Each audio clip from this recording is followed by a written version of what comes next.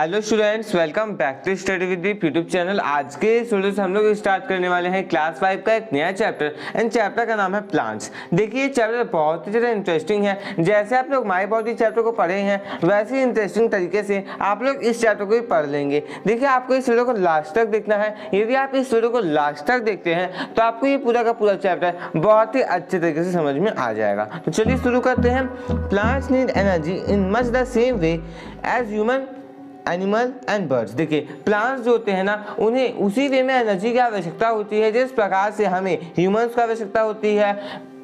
Birds की बात करें उन्हें भी एनर्जी की आवश्यकता होती है, एनिमल्स को भी एनर्जी की आवश्यकता होती है। They need energy to grow, to replace their worn out parts and get rid of waste and to reproduce. देखिए जो प्लांट्स होते हैं ना, उन्हें किस किस चीज़ की एनर्जी चाहिए? उन्हें चाहिए ग्रो होने के लिए, उन्हें चाहिए अपने वॉर्न आउट पार्ट्स को रिप्लेस करने के लिए, यानी जो पत्ते होते हैं वो झड़ जाएं, नए पत्ते जो आ जाएं। पत्ते झड़ने से पीले होते हैं तो वो सब कामों को, पत्ते झड़ाने के लिए, सब कामों को करने के लिए हमें क्या चाहिए? प्लांट्स के लिए मेनली प्लांट्स को क्या चाहिए? एनर्जी चाहिए। उसके साथ साथ उनके पास जो वेस्ट प्रोडक्ट, जैसे हम लोग भी वेस्ट प्रोड्यूस करते हैं, ओके, तो प्लांट भी वेस्ट प्रोड्यूस करते हैं तो वो भी अपने वेस्ट को निकालते हैं, ओके। तो अपने वेस्ट को निकालने के लिए उन्हें एनर्जी चाहिए। उसके साथ साथ रिप्रोडक्शन करने के लिए भी एनर्जी की आवश्यकता होती है प्लांट्स को।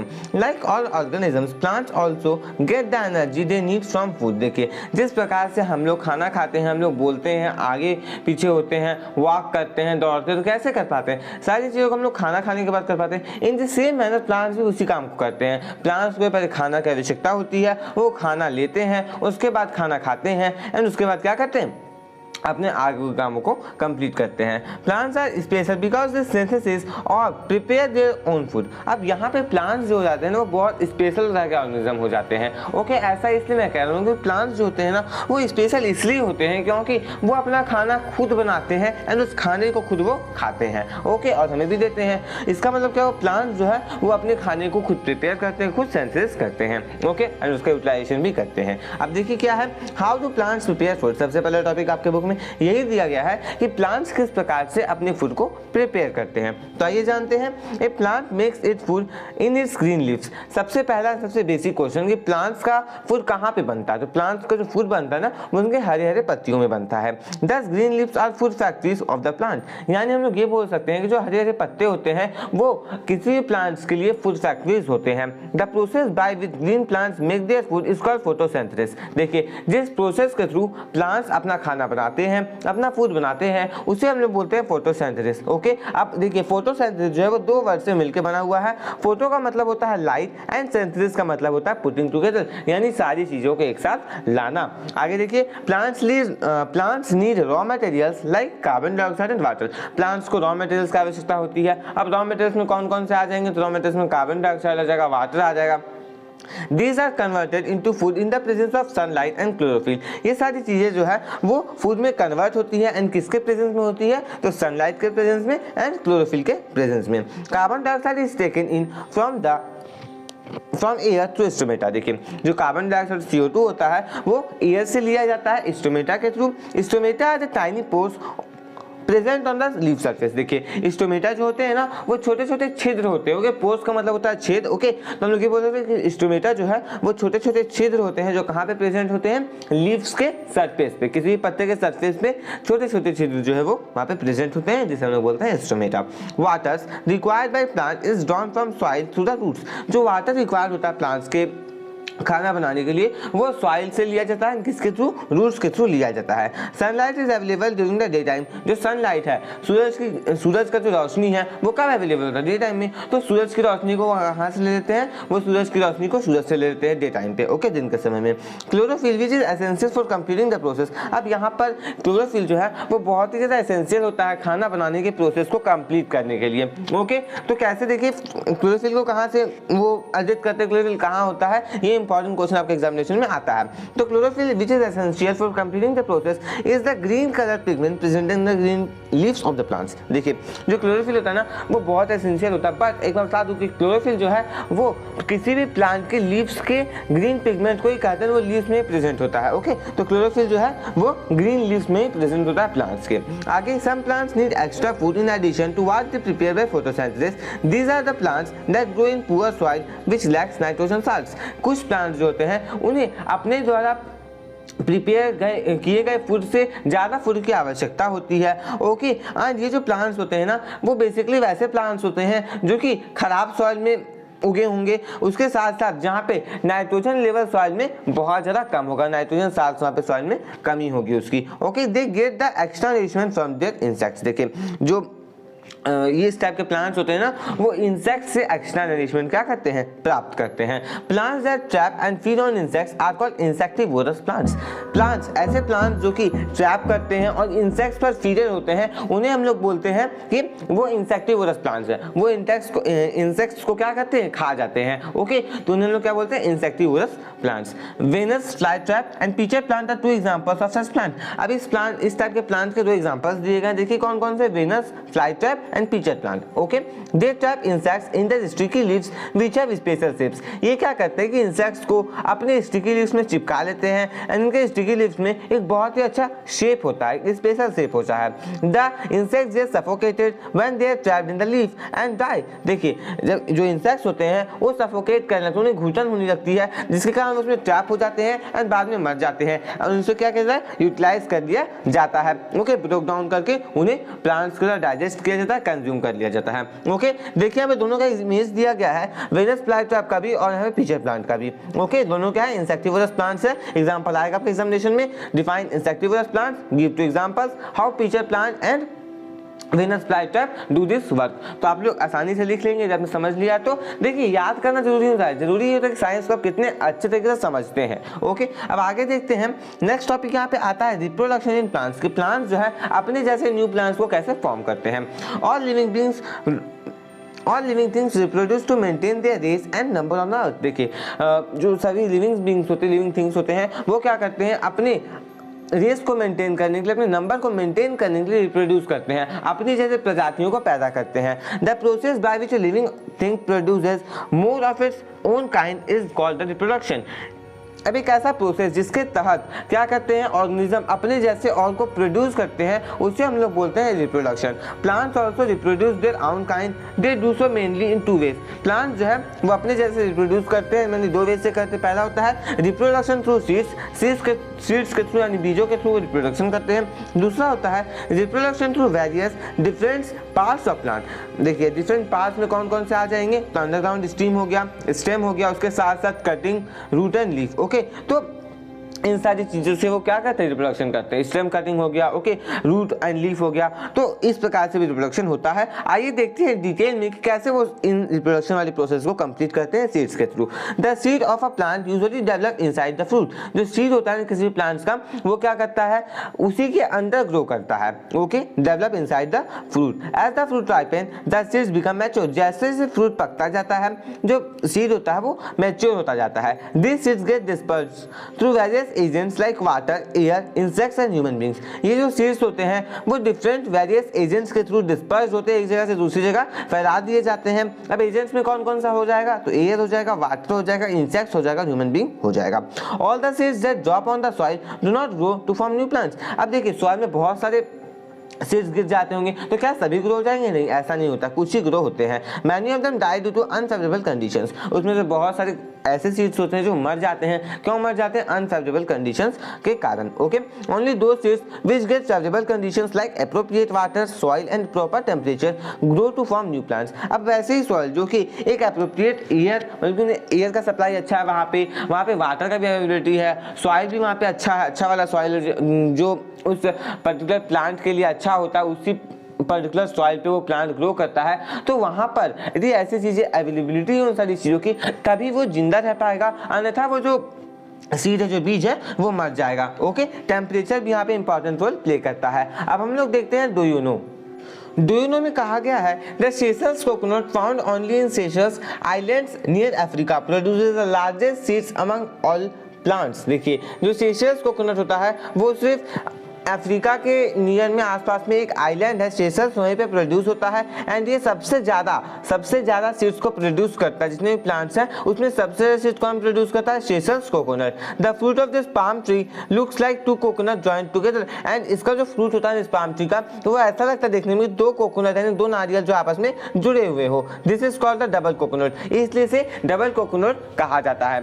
ओके, अब देखिए आप लोग थोड़ा सा यहाँ पे स्ट्रक्चर ऑफ सीड को जान लीजिए कि किस प्रकार से सीड का स्ट्रक्चर होता है, कैसा होता है। एंड मैं आपको बता दूंगा पार्ट्स ऑफ बीन सीड दिया गया इसका diagram and stages of germination in a bean seed, इन दोनों को आप लोग अच्छे से कर लीजिएगा, ये आपके एग्जामिनेशन में आता है। ओके, चलिए शुरू करते हैं स्ट्रक्चर ऑफ सीड के साथ। टेक सम ग्राम और bean seeds, soak them for 10 to 12 hours in water. देखिए आप लोगों को कुछ ग्राम्स या फिर आप बीन सीड्स ले सकते हैं, उसके बाद आप लोगों को 10 से 12 घंटे उसे पानी में डाल देना है। Now pick up one seed and observe its carefully. देखिए अब आपको क्या करना है, एक सीड को निकालना है बाहर और उसमें से आप लोगों को क्या करना है, उसे थोड़ा ऑब्जर्व करना है, केयरफुली अच्छे से देखना है। Okay, we will notice that it has a hole that allows water to enter its inside। देखिए हम लोग ये नोटिस करेंगे, आप लोग जब इस एक्सपेरिमेंट को करेंगे आप लोग इसको नोटिस करेंगे कि उस पर कुछ होल होगा जिसके चलते पानी जो है उसके अंदर चला जाता है। This hole is known as micropyle. अब ये जो होल है ना इसे माइक्रोपाइल कहा जाता है। The seed is covered by outer layer called the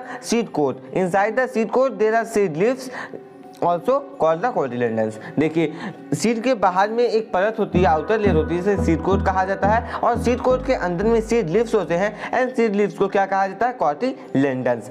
some plants like pea, gram, bean have 2 cotyledons whereas wheat, rice and maize have only 1 cotyledon. देखिए कुछ ऐसे प्लांट्स होते हैं जैसे पी हो गया, ग्राम हो गया, बीन हो गया, ओके, उनके पास 2 कोटिलेडन होते हैं। वहीं पे यदि हम लोग राइस, व्हीट, ये सब के सीड्स की बात करें तो उनके पास सिर्फ 1 कोटिलेडन होता है। Inside the seed leaf there is a baby plant। seed leaves के अंदर क्या होता है? एक बेबी प्लांट होता है। The baby plant has a tiny root and a tiny shoot। अब देखिए जो बेबी प्लांट होता है उसके पास एक टाइनी रूट भी होता है एंड छोटा सा शूट भी होता है। The cotyledons store food for the baby plant to grow. और जो कोटिलेडन्स होते हैं वो फूड को, खाने को स्टोर करके रखते हैं, किसके लिए? बेबी प्लांट के लिए, ताकि वो ग्रो हो सके। Growth of the plant. The baby plant starts growing into new plant when it get appropriate amount of air and water and the temperature around it is neither too hot not too cold. देखिए baby plant जो तभी grow करता है एक नए plant में जब वहां पर एक अच्छा अमाउंट ऑफ वाटर प्रेजेंट होता है, एक अच्छे मात्रा में वाटर प्रेजेंट होता है, ओके, एप्रोप्रिएट अमाउंट में वाटर प्रेजेंट होता है, एयर प्रेजेंट होता है, उसके साथ साथ टेम्परेचर जो है ना वो ना ज़्यादा गर्म होना चाहिए और ना ही टेम्परेचर बहुत ज़्यादा कम होना चाहिए, यानी ज़्यादा कोल्ड भी नहीं होना चाहिए। तो start with the cotyledons provide food to the growing plant. और जो कोटिलेडन है वो क्या करते हैं, जैसे जैसे स्टार्ट होता है प्रोसेस वैसे वैसे क्या करते हैं, फूड प्रोवाइड करवाते हैं। Later on the plant start making its own food with the help of leaves. And जैसे जैसे प्लांट जो है वो बड़ा होता जाता है वैसे ही क्या होता है, वो अपना खाना खुद बनाने लगता है अपने लीव्स की मदद से। ओके, तो देखिए कैसे यहाँ पे हुआ। सबसे पहले एक कोटिलेडन हुआ, वो ग्रो हुआ, ओके, उसे बेबी प्लांट निकला, वो ग्रो होने लगा, कोटिलेडन उसे खाना दिया, जैसे जैसे वो बड़ा होता चला गया वैसे वो अपना खाना खुद बनाने लग जाता है। ओके, अब हम लोग देखते हैं seed germination. We know that a plant usually grows from a seed. हम लोग ये सभी जानते हैं कि प्लांट जो जनरली एक सीड से ही ग्रो होता है। The process by which seed grows and develops into seedling that is young plant is called seed germination. जिस प्रोसेस के तहत ऐसा होता है, जिस प्रोसेस से एक सीड जो है वो ग्रो करता है, सीडलिंग में डेवलप करता है, सीडलिंग का मतलब हो गया यहाँ पे यंग प्लांट में डेवलप करता है, उस प्रोसेस को हम लोग सीड जर्मिनेशन कहते हैं। And stages of germination in a bean seed. आप बीन सीड में स्टेजेस ऑफ जर्मिनेशन देख सकते हैं, आप लोग इसका डायग्राम अच्छे से कर लीजिएगा। देखिए सबसे पहले बीन सीड था, ओके, उसके बाद उससे थोड़ा सा रूट्स निकला, ओके, फिर वो बाहर आया, फिर फर्स्ट लीफ वहां से निकला, उसके बाद बड़ा होते होते वो एक यंग प्लांट बन गया। तो ये स्टेजेस आपके एक भी सिर्फ छोड़िएगा नहीं, सबसे पहले सीड था, फिर सीड से निकला, ओके, फिर रूट बने उसमें, ओके, उसके बाद उससे फिर रूट बड़े होते चले गए, उसके बाद लीफ आया, उसमें पहला पत्ता आया उसमें, उसके बाद वो एक यंग प्लांट बन गया। तो यहाँ पर आप लोगों को 6 स्टेजेस दिए गए हैं, आप लोगों को इन 6 स्टेजेस को बनाना होगा जब एग्जामिनेशन में ये क्वेश्चन आता है। तो आगे देखते हैं, seeds need favourable conditions to grow and develop into seedling. देखिए सीड्स को एक बहुत ही अच्छे कंडीशंस की, एक बहुत ही अच्छे हम लोग बोल सकते हैं कि टेम्परेचर इसकी आवश्यकता होती है ताकि वो सीडलिंग में ग्रो कर सके। Let us do an activity to study the conditions that are necessary for germination of seed. अब हम लोग यहाँ पे एक एक्टिविटी दिया गया, उसे पढ़ते हैं एंड आप लोग ये समझ जाएंगे कैसे किसी भी सीड का जर्मिनेशन होता है, कौन कौन से नेसेसरी कंडीशंस होते हैं जिसके बाद ही सीड जर्मिनेट कर पाता है। चलिए शुरू करते हैं। Take some seeds of gram और मूंग दाल, आप लोगों को मूंग दाल या फिर ग्राम का कोई थोड़ा थोड़ा सीड्स ले लेना है। Put them separately in 4 glass dishes, आप लोगों को उन चारों को क्या करना है, जितना भी आप लोगों ने लिया है उसे आप लोग सेपरेटली क्या कीजिएगा, 4 ग्लास डिशेस में रख दीजिएगा। Labelled as A, B and C and D, okay. और आप लोग मार्क कर लीजिएगा, ओके, आपको याद रहेगा कि कहाँ पे आप लोग उन्होंने क्या रखा था, okay. Keep them for 4 to 5 days under conditions as given below, आप लोगों को 4 से 5 दिनों में उसे रखना है, 4 से 5 दिनों तक, एंड जो कंडीशंस नीचे दिए गए उसके बेसिस पे रखना है। तो पहले देखिए, a keep seeds on moist cotton at room temperature, आप लोगों को क्या करना है, मॉइस्ट कॉटन में रूम टेम्परेचर में उन सारी सीड्स को रखना है। Second, keep seeds without water at room temperature, आप लोगों को बिना पानी के रूम टेम्परेचर में उन सारी सीड्स को रखना है। Keep seeds in a dish completely filled with water at room temperature, आप लोगों को कुछ सीड्स को ऐसे रखना है कि वो पूरी तरह से वाटर में डूबे हुए हो। और चौथा है keep the dish having seeds on moist cotton in an ice box और रेफ्रिजरेटर, आपको क्या करना है, एक ऐसा डिश में सीड्स रखा हुआ था, ओके, मॉइस्ट कॉटन रख के उसे आइस बॉक्स में रख देना, फिर रेफ्रिजरेटर में आप लोग रख सकते हैं, okay. After 4 to 5 days we will observe that the seeds present in glass dishes B, C and D have not germinated, आप 4 से 5 दिन बाद देखेंगे कि जो seeds B, C, D conditions में रखे गए थे वो बिल्कुल भी जर्मिनेट नहीं होते हैं। The seeds of dish A show good germination, and वहीं पे जो डिश A का सीड्स थे ना वो क्या करेंगे, बहुत ही अच्छी जर्मिनेशन को शो करेंगे। It is due to the fact that in dish A there is appropriate amount of water, air and warmth needed for germination, अब ऐसा इसलिए हुआ क्योंकि सीड जो हम लोगों ने ए देश में रखा था वहां पर हम लोग देखते हैं कि वाटर, एयर और वार्म जो है एक अच्छी मात्रा में जर्मिनेशन के लिए जरूरी होता है वो अवेलेबल हो जा रहा है, okay. In the other glass dishes one or another of this favourable conditions missing, and वहीं पे जो और ग्लास डिशेस है वहाँ पे ये सारी चीज़ें मिसिंग है जिसके चलते ऐसा नहीं हो पा रहा है। अब नीचे आप लोगों को एक टेबल टाइप का दिया गया है, आप लोगों को एक्टिविटी के बेसिस यहाँ पे फुलफिल करना है, ओके। चलिए हम लोग देखते हैं यहाँ पे आगे। We can conclude that appropriate amount of water, air and correct warmth are necessary for the germination of seeds, अब हम लोग इस बात से कंक्लूड कर सकते हैं, इसका कंक्लूजन ये निकाल सकते हैं कि किसी भी सीड्स को जर्मिनेट होने के लिए उसे एक बहुत ही अच्छे अमाउंट ऑफ वाटर की आवश्यकता होती है, एयर की आवश्यकता होती है, ओके। एंड वहाँ पर यदि हम लोग उन सारी चीज़ों को नहीं देंगे तो सीड्स कभी भी जर्मिनेट नहीं कर पाएंगे, जैसा कि आप लोग ने भी एक्टिविटी में भी देखा। अब यहाँ पे देखिए दोनों में दिया गया है, healthy birds tree can produce up to 1 million seeds in a year, एक हेल्दी सनोबर का जो पेड़ होता है ना वो एक साल में 1 मिलियन से भी ज्यादा नहीं 10 लाख से ज्यादा सीड्स को प्रोड्यूस कर सकता है, ओके। अब हम लोग देखते हैं, is it possible to grow some plants without seeds, क्या ऐसा पॉसिबल है कि बिना सीड्स के किसी प्लांट्स को ग्रो करवाया जा सके। अब देखते हैं ऐसा कैसे होता है, या फिर होता भी है या फिर नहीं होता है। तो सेकंड यहाँ पे आ जाता है reproduction by different parts of plant, किस प्रकार से डिफरेंट पार्ट्स ऑफ प्लांट से रिप्रोडक्शन होता है। In many plants reproduction can take place through other parts of the plant, बहुत सारे प्लांट्स ऐसे होते हैं जिसमें रिप्रोडक्शन जो है वो प्लांट्स के दूसरे पार्ट से भी हो जाता है, okay. A new plant can grow from the underground stem by stem cutting from roots from leaves of plant, देखिए एक नया प्लांट ग्रो हो सकता है अंडरग्राउंड स्टेम से, स्टेम कटिंग से, स्टेम को काट कर उसे ग्रो कर सकते हैं, उसके साथ साथ रूट से भी ग्रो हो सकता है, एंड किसी प्लांट के लीफ से भी ग्रो हो सकता है। This type of reproduction in this new plant arise from some part of a plant without the involvement of seeds is called vegetative reproduction, देखिए इस टाइप का रिप्रोडक्शन जिसमें एक नया प्लांट अराइज होता है किसी प्लांट के किसी पार्ट से, उस प्रकार के रिप्रोडक्शन को हम लोग वेजिटेटिव प्रोपगेशन करते हैं। यहाँ पे सीड्स का कोई भी इन्वॉल्वमेंट नहीं होता है, इस बात का आप लोग बिल्कुल ध्यान रखिएगा। वेजिटेटिव रिप्रोडक्शन के बारे में अब थोड़ा आप लोग जान लीजिए। It is of great importance because it is an easier and faster method of increasing the number of same plant,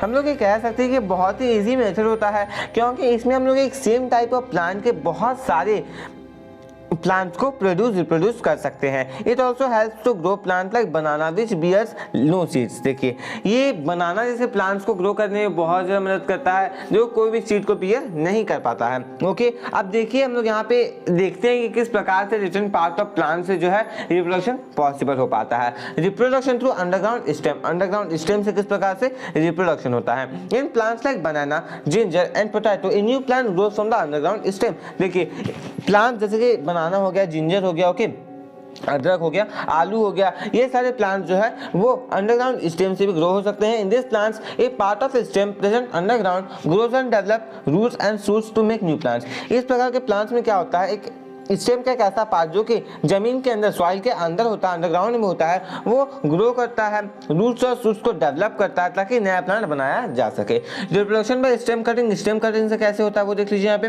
now plant can be grown by using the stem cutting of a grown up plant. देखिए यहाँ पे क्या होता है, new plant को grow कराया जा सकता है कैसे, एक ग्रोन अप प्लांट के स्टेम को काट करके। Stem cuttings are used for growing plant like sugarcane, rose and grapes. देखिए जो प्लांट्स होते हैं स्टेम कटिंग से ग्रो होने वाले, उसमें कौन कौन से प्लांट्स होते हैं, शुगर केन हो जाता है, ओके, उसके बाद रोज हो गया, ग्रैप्स हो गया, ये 3-4 प्लांट्स जो है वहाँ पे ग्रो हो पाते हैं इस मेथड से। ओके, देखिए रोज कटिंग यहाँ पे आपको दिया गया, कटिंग किया गया, कटिंग को प्लांटेड किया गया, न्यू प्लांट वहाँ पे ग्रो हो गया, उसके रूट शूट्स आ गए। ओके, नेक्स्ट देखिए क्या दिया गया है, रिप्रोडक्शन थ्रू रूट। रूट से किस प्रकार से रिप्रोडक्शन होता है। When the fleshy roots of some plant like Dahlia, Asparagus are placed in water, very many roots appear at the lower end of shoots appear at the upper end। देखिए जब fleshy roots किसी plants के, जैसे कि डायलिया हो गया, उसके साथ एस्पैरागस हो गया, ओके, इन्हें वाटर में रखा जाता है तो बहुत सारे रूट्स जो है वो लोअर एंड में एंड शूट्स जो है वो अपर एंड में देखे जाते हैं। स्वीट पोटैटो में न्यू प्लांट जो है वो उसके ही रूट से अराइज हो जाते हैं, ओके, उसके खुद के रूट से ही अराइज हो जाते हैं। रिप्रोडक्शन थ्रू लीव्स, लीव्स से किस प्रकार से रिप्रोडक्शन होता है ये हम लोग जान लेते हैं। In the plants like Bryophyllum, new young plant arise from the notches of the leaves where small birds are present. देखिए ब्रायोफाइलम जैसे प्लांट में क्या होता है, न्यू प्लांट्स अराइज होते हैं लीव्स के नॉचेस से, जहां पर छोटे छोटे बर्ड्स जो होते हैं वो प्रेजेंट होते हैं। यानी बर्ड्स का मतलब पक्षी वाले बर्ड्स नहीं है। This small birds get detached from the leaf and develop into new plants. देखिए ये छोटे छोटे बर्ड्स होते हैं ना, वो क्या करते हैं, वहाँ पे पहले ग्रो होते हैं, उसके बाद लीफ से डिटैच होकर के एक नया प्लांट जो है ग्रो कर देते हैं। ओके, आप लोग देख सकते हैं किस प्रकार का यहाँ पे बर्ड है, ओके, नॉचेस से निकला है। ओके, यहाँ पे देखिए ब्रायोफिल्म का भी आपको इमेज दिया गया है। We can just say that different plants produce either through seeds or from some other part of the plant। हम लोग ये कह सकते हैं कि डिफरेंट प्लांट्स जो है वो बहुत अलग अलग तरीके से रिप्रोडक्शन कर सकते हैं। कोई सीड से कर सकता है या फिर अपने ही प्लांट के किसी पार्ट से कर सकता है। They maintain their number and race through an appropriate method of reproduction. वो अपने नंबर, अपने रेस को मेंटेन करके रखते हैं। कैसे करते हैं, अपने एप्रोप्रिएट मेथड ऑफ रिप्रोडक्शन से। ओके, जैसा उन्हें अच्छा लगता है वो उस प्रकार से रिप्रोडक्शन करते हैं। अब देखिए सीड डिस्पर्सल। अब सीड डिस्पर्सल क्या होता है, देखिए कोई प्लांट मान लीजिए यहाँ पर है ए प्लेस पर, ओके, कोई प्लांट से ए प्लेस पर है, अब उसका सीड क्या हुआ ना कि बी प्लेस पर चला गया जो उससे दूर था, और यदि वहां पर एक अच्छा कंडीशन उसे मिलेगा तो वही सीड वहां पर ग्रो हो जाएगा एक न्यू प्लांट में। ओके, तो सीड का डिस्पर्स होना, एक जगह से दूसरी जगह जाना, और कुछ एजेंट्स इसके पीछे काम करते हैं, तो उन सारे एजेंट्स को भी हम लोग इस वाले पार्ट में डिस्कस करेंगे। तो चलिए शुरू करते हैं। We know that flowers produces fruits and most fruit bear seeds. हम लोग ये जानते हैं कि फ्लावर्स जो है प्रोड्यूस करते हैं फ्रूट्स को, एंड ज्यादातर फ्रूट्स में सीड्स होता है। However all seeds of a given plant do not germinate near the mother plant. देखिए हालांकि ऐसा नहीं होता है कि सारे सीड्स जो है वो अपने मदर प्लांट के आसपास ही ग्रो कर जाएं। Okay, this is because they will have to struggle to get sufficient air, water, sunlight and nutrients and many of them would die। अब ऐसा इसलिए होता है क्योंकि बहुत सारे स्टेट्स को स्ट्रगल करना पड़ता है अप्रोप्रिएट एयर के लिए, वाटर के लिए, वार्मथ के लिए, गर्मी चाहिए होती है, सनलाइट के लिए, तो इन सारी चीज़ों के लिए उन्हें फाइट करना पड़ता है। ज़्यादातर लोग जो है, सॉरी लोग नहीं, ज़्यादातर सीड्स जो है वो मर जाते हैं, इस बात का ध्यान रखिएगा। Nature therefore enables their seeds to move over the other places, it does so through various agents. अब देखिए नेचर जो प्रकृति जो है वो सीड्स को एक जगह से दूसरी जगह लेने में बहुत ज़्यादा मदद करती है, एक जगह से दूसरी जगह भगा देती है उसे। अब देखिए ये होता है बहुत सारे एजेंट्स के थ्रू, वेरियस एजेंट्स के थ्रू, जैसे कि कौन कौन से, एयर हो गए, वाटर हो गए, एनिमल्स हो गए, बर्ड्स हो गए, इंसेक्ट्स हो गए एंड ह्यूमन बींग्स हो गए। ओके, तो यहाँ पे आप लोगों को 6 दिए गए हैं, आप लोग याद रखिएगा, आपके एग्जामिनेशन में आ सकता है। What are the agents for seed dispersion. Okay, ये क्वेश्चन आपके एग्जामिनेशन में बहुत बार आ चुका है एंड आ भी सकता है। They all help in transfer of seeds to different places। ये सारे एजेंट्स जो है ना वो एक जगह से सीड को दूसरी जगह ट्रांसफर होने में बहुत ज़्यादा मदद करते हैं। The process of transfer of seed to different places is known as seed dispersal. और ये जो प्रोसेस होता है इसे हम लोग सीड डिस्पर्सल कहते हैं, जिसमें एक सीड जो एक जगह से दूसरी जगह पहुंच जाता है। Different ways of seed dispersal. अब आप लोग जान लीजिए कि कौन कौन से डिफरेंट वेज होते हैं सीड डिस्पर्सल के लिए। तो पहला आता है human made ways. Human select seeds of useful plants and sows them in the soil to get new plants. अब देखिए इसमें क्या होता है कि ह्यूमन जो है अपने चुनिंदा कुछ सीड्स को लेते हैं एंड उसे अपने हिसाब से जिन्हें उनमें फायदा दिखता है उन्हीं को क्या कहते हैं, ग्रो करवा देते हैं। ओके, आप लोगों ने इस सारी चीज़ों को देखा होगा कि फार्मर जो है वो यूजफुल प्लांट जैसे कि वीट हो गया, मेज हो गया, मस्टर्ड हो गया, इन सारी सीड्स को बोते हैं एंड उन्हें जो प्लांट मिलता है उससे उन्हें फायदा भी हो जाता है। अब नेचुरल वेस्ट देखिए, नेचुरल वेस्ट में कौन कौन से आ जाएंगे, विंड आ जाएंगे, वाटर आ जाएंगे, एयर हो जाएंगे। ओके, तो इस प्रकार से पोलिनेशन डिस्पर्शन होता है। देखिए क्या क्या है, plant specially those growing in forest plants, जैसे कि जो फॉरेस्ट में ग्रो करते हैं मेनली वही होते हैं। इस प्रकार से वो बहुत सारे नेचुरल मेथड्स को यूज करते हैं अपने सीड्स को एक जगह से दूसरी जगह फैलाने के लिए। ओके, कौन कौन से हैं देखिए, dispersal by wind the seeds of madar aak. देखिए मदार ट्री का जो सीड्स होता है आक ट्री का, okay, crystal and dandelion get disperse to winds. देखिए डैंडेलियन और क्रिस्टल सीड्स ट्री के जो सीड्स होते हैं वो अपने आप को डिस्पर्स करते हैं विंड्स के थ्रू। ओके, हवा के थ्रू अपने आप को डिस्पर्स करते हैं। This seeds are very light, ये बहुत ज़्यादा हल्के होते हैं, छोटे होते हैं एंड इनके ऊपर हेयर होता है। Okay, the hair enable them to fly with the wind and get disperse. जो हेयर उनके ऊपर होता है उन्हीं के चलते वो फ्लाई कर पाते हैं विंड में और डिस्पर्स होते एक जगह से दूसरी जगह जाते हैं। अब देखिए मदार सीड का यहाँ पे आपको दिया गया, डैंडेलियन का दिया गया, कॉटन सीड। अब कॉटन सीड तो आप सभी लोगों ने देखा ही होगा स्टूडेंट्स। ओके, किसने किसने कॉटन सीड देखा है नीचे कमेंट बॉक्स में आप लोग कमेंट करके बताइएगा। हाइब्रिड सीड भी देखिए आपको दिया गया, उसका इमेज भी आपको यहाँ पे दिया गया है। ओके, अब देखिए डिस्पर्सल बाय वाटर, वाटर से कैसे डिस्पर्सल होता है आप लोग जान लीजिए। जो plants which are near water bodies see river lake disperse their seeds to water. देखिए प्लांट्स जो कि वाटर बॉडीज के आसपास होते हैं, अब वाटर बॉडीज में कौन कौन से सी हो गया, रिवर हो गया, लेक हो गया, वो अपने सीड्स को डिस्पर्स करते हैं वाटर के थ्रू।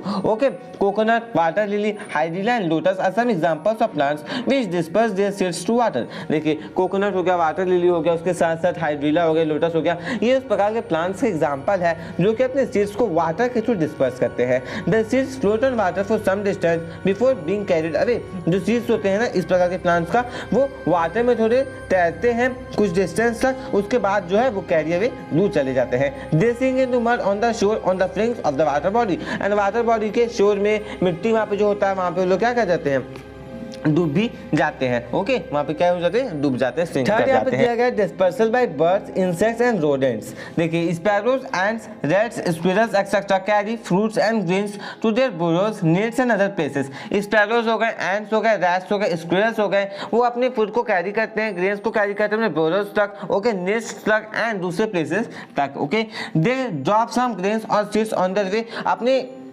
जाने के रास्ते में वो कुछ सीड्स को क्या कर देते हैं, कुछ ग्रेन्स को गिरा देते हैं। This may grow into new plants in the new environment. देखिए ये एक नए प्लांट्स के रूप में ग्रो हो जाते हैं न्यू एनवायरनमेंट के अंदर। Dispersal by human and animals, fruits which are fleshy and juicy are eaten by humans and other animals. देखिए फ्रूट्स जो कि फ्लेशी होते हैं, जूसी होते हैं, उन्हें एनिमल्स के द्वारा खाया जाता है, ह्यूमन बींग्स के द्वारा खाया जाता है एंड उनके जो सीड्स है वो एक जगह से दूसरी जगह फेंक दिए जाते हैं। Okay, seeds of watermelon, papaya, pumpkin, mango and ground often get dispersed by this method। and कौन कौन से ऐसे होते हैं, वाटरमेलन हो गया, पंपकिन हो गया, ग्राउंड हो गया। ओके, इस प्रकार के जो भी फ्रूट्स होते हैं ना उनके जो भी सीड्स होते हैं वो इस प्रकार से डिस्पर्स्ड होते हैं। These seeds can grow into new plants under suitable and favorable conditions। and इस प्रकार के जो सीड्स होते हैं वो नए नए प्लांट्स में ग्रो हो सकते हैं यदि उन्हें सुटेबल कंडीशंस मिल गया तो, फेवरेबल कंडीशंस मिल गया तो। Many plants like castor, burdock, cockleper and mimosa depend on animals including humans to carry their seeds away from their parent plants। बहुत सारे प्लांट जैसे कि कैस्टर हो गया, बर्डक हो गया, कॉकलेपर हो गया, ओके, मिमोसा हो गया, ये एनिमल्स पर डिपेंड होते हैं कि ह्यूमंस जो है, एनिमल्स जो है वो मेरे चीज को एक जगह से दूसरी जगह लेकर के जाए, पेरेंट प्लांट जहाँ पे है उस जगह से दूसरी जगह डिस्पर्स हो पाए। देयर फ्रूट्स आर थ्रोनी और have hooks on them. And इस प्रकार के जो फ्रूट्स होते हैं उनमें क्या होता है कि उनके सीड्स पर थ्रोनी और हुक्स होते हैं। ओके, इस प्रकार के फ्रूट्स पर they get stuck on the cloth of humans और skin and fur of animals. And इस प्रकार के जो फल होते हैं वो क्या होते हैं कि ह्यूमंस पर स्किन, ह्यूमंस के स्किन पर, उसके साथ साथ एनिमल्स के फर पर क्या होते हैं, स्टिक हो जाते हैं, ओके, चिपक जाते हैं और फिर उन्हें डिफरेंट प्लेसेस में ले जाया जाता है और वहाँ जहाँ गिरते हैं वहाँ पे एक नया प्लांट जो वहाँ पे ग्रो हो जाता है। इस बात का आप लोग ध्यान रखिएगा।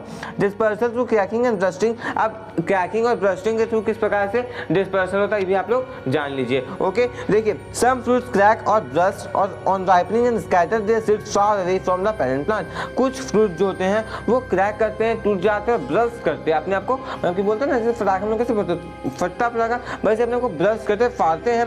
कब फाड़ते हैं? जब अपने आप को राइप कर लेते हैं, वो राइप हो जाते पक जाते हैं तो वो फट जाते हैं और अपने चीज को स्कैटर कर देते हैं, दूर दूर में स्कैटर कर देते हैं पेरेंट प्लांट से। This may grow into new plants. Seeds of pea, lady finger, bean and balsam get dispersed by this method. And pea के सीड्स हो गए, लेडी फिंगर्स के सीड्स हो गए, बीन और बाल्सम के जो सीड्स हो गए वो इसी मेथड से डिस्पर्स होते हैं।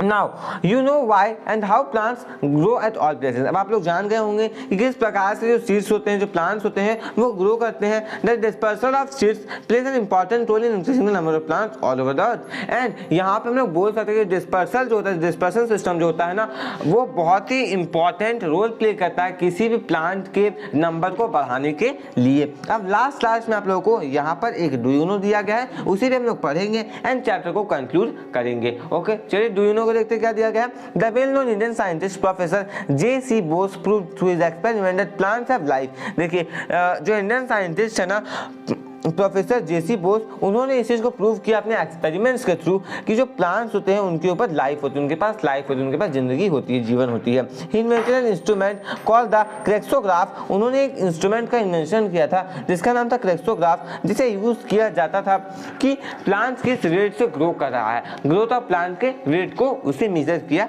जाता था। ओके, तो स्टूडेंट इसके साथ ये पूरा चैप्टर कंप्लीट हो गया। मैंने बहुत ही अच्छे तरीके से आपको पूरा चैप्टर समझा दिया है। इसके बाद भी यदि आपको कोई डाउट आ गया हो तो आप लोग नीचे कमेंट बॉक्स में कमेंट करके अपने डाउट को जरूर से पूछिएगा। मैं आपके डाउट को कमेंट बॉक्स में क्लियर करने की कोशिश करूंगा, नहीं तो मैं एक सेपरेट वीडियो बनाऊंगा जहां पे आप लोगों के डाउट्स को मैं ले लूंगा। स्टूडेंट्स यदि आपको ये वीडियो अच्छा लगा तो इस वीडियो को लाइक कर दीजिए एंड यदि आप इस चैनल पे नए हैं तो चैनल को सब्सक्राइब करके बेल आइकन को प्रेस करके ऑल पे प्रेस कर लीजिए, क्योंकि मैं आपके लिए ऐसे एजुकेशन कंटेंट लाता रहता हूँ। स्टूडेंट्स इस वीडियो को अपने फ्रेंड्स के साथ, अपने क्लासमेट्स के साथ अधिक से अधिक शेयर कीजिएगा ताकि वो लोग भी इन सारे चैप्टर्स को पढ़ सके, समझ सके। स्टूडेंट्स आप लोग किसी भी सब्जेक्ट के प्लेलिस्ट पे जरूर से विजिट कीजिएगा। यदि आप किसी भी सब्जेक्ट के प्लेलिस्ट पे विजिट करेंगे तो आपको वहाँ पे हर एक चैप्टर का एक्सप्लेनेशन और सॉल्यूशन वीडियो मिल जाएगा। मिलते हैं नेक्स्ट वीडियो में। Thanks for watching.